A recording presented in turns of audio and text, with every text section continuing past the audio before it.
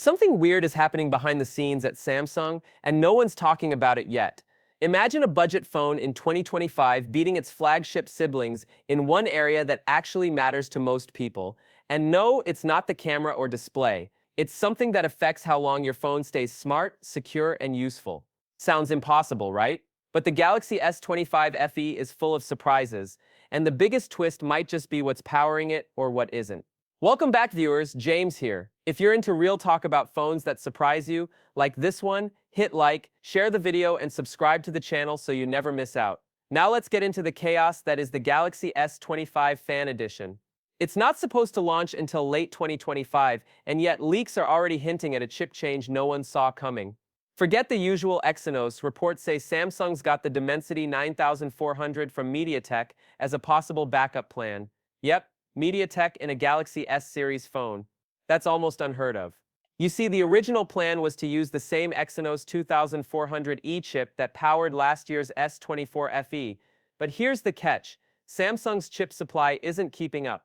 They already had trouble manufacturing enough Exynos 2500 chips for the flagship S25 models, and now with two Fan Edition devices in the pipeline, yes, there's a Z Flip FE too, they're struggling to source processors for both.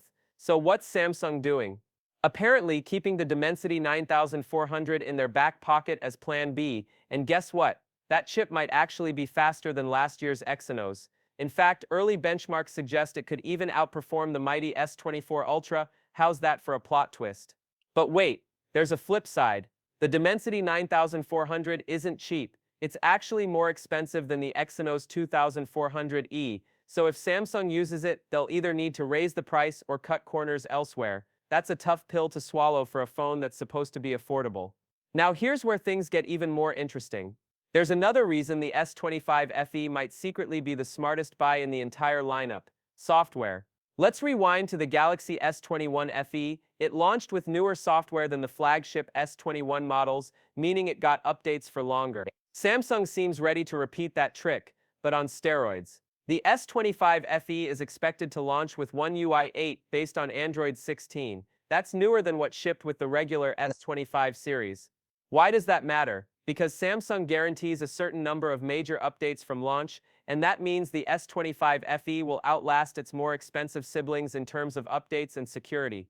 Think about it: more years of support, more features down the road, and fewer compromises when the rest of the market starts to feel outdated. And sure, it may not come with the latest Snapdragon 8 Gen 4 or the elusive Exynos 2500.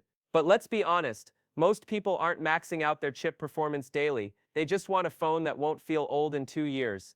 And that's exactly what the S25 FE is shaping up to be. Even the design's getting a refresh. Leaks suggest a thinner build, with Samsung redesigning the motherboard to fit a wider, flatter battery. The current S24 FE is already 8 mm thick, and the S25 FE is confirmed to be slimmer than that, which is great news if you like phones that feel sleek without losing battery life. Of course, we still have questions. Will they bump up the RAM like they did with the main S25 models? Will Samsung really take a risk on a non-Exynos, non-Snapdragon chip, or will they play it safe and stick with familiar hardware? And then there's the price. If they do go with the Dimensity 9400, will it still qualify as a budget flagship, or are we heading into Pixel 8, a territory where mid-range pricing starts creeping into flagship money? One thing's for sure, the Galaxy S25 FE isn't just a watered-down version of the flagship. It's a carefully calculated move, possibly Samsung's smartest play of the year. A phone that doesn't just feel good now, but stays great longer. So if you're thinking about upgrading later this year, the S25 FE might be the underdog to watch. Not the flashiest, but maybe the most future-proof. Because in 2025, the real flex isn't speed, it's longevity.